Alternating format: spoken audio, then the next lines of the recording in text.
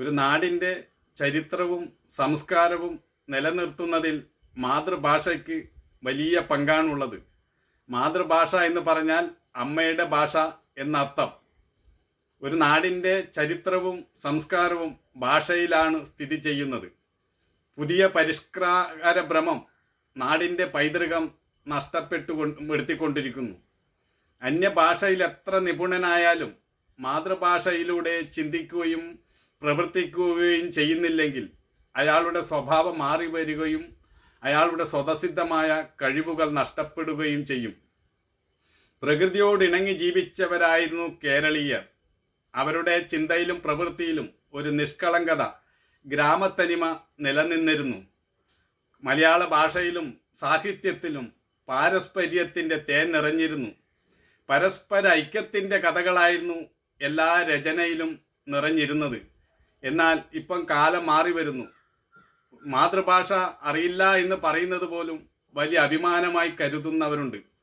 എൻ്റെ കുട്ടി ഇംഗ്ലീഷ് മീഡിയത്തിലാണ് പഠിക്കുന്നത് എന്ന് പറഞ്ഞ് അഭിമാനം കൊള്ളുന്ന മാതാപിതാക്കളും കുറവല്ല.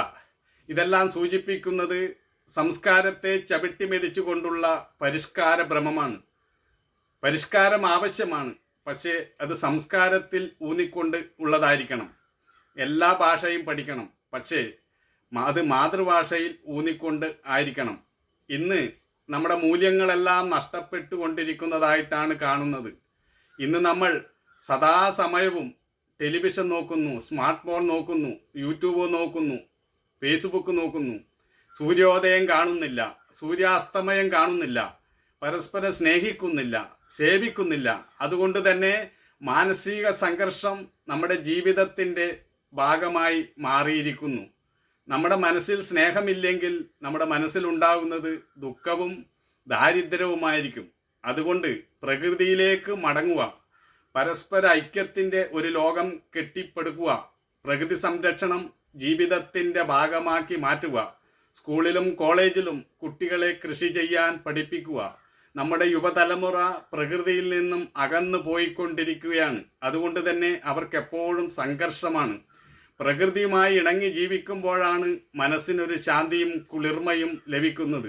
വീട്ടിന് ചുറ്റും പച്ചക്കറി കൃഷി ചെയ്യുക, പൂച്ചട്ടി വെച്ച് അതിൽ ചെടികൾ നട്ടു വളർത്തി പൂക്കൾക്ക് വെള്ളവും വളവും നൽകി പരിചരിക്കുന്ന ശീലം വളർത്തുക. അതെല്ലാം നമ്മുടെ മനസ്സിനെ പരിവർത്തനപ്പെടുത്താൻ സാംസ്കാരികമായ മൂല്യം തരുന്നതാണ്. പ്രകൃതി രമണീയമായിരിക്കുമ്പോൾ നമുക്ക് നല്ല ശുദ്ധവായു ശ്വസിക്കാം. ശുദ്ധവായു ശ്വസിക്കുമ്പോൾ നമുക്ക് രോഗങ്ങളും കുറയും. പ്രകൃതി നമ്മുടെ അമ്മയാണെന്ന ബോധത്തോടുകൂടി നമ്മൾ ജീവിക്കുമ്പോൾ നമുക്ക് എല്ലാ ഐശ്വര്യവും കൈവരും, രോഗങ്ങളും കുറവായിരിക്കും. നമ്മൾ പ്രകൃതിയിൽ നിന്നും അകന്നു പോകുന്തോറും നമുക്ക് മാനസിക സംഘർഷങ്ങളും കൂടും. നമുക്ക് വല്ല മാനസിക സംഘർഷങ്ങൾ ഉണ്ടാകുമ്പോൾ വല്ല കടൽക്കരയിലോ അല്ലെങ്കിൽ നല്ല പ്രകൃതി രമണീയമായ കാഴ്ചകളോ കാണുമ്പോൾ നമ്മുടെ മനസ്സ് ശാന്തമാകുന്നത് കാണാം.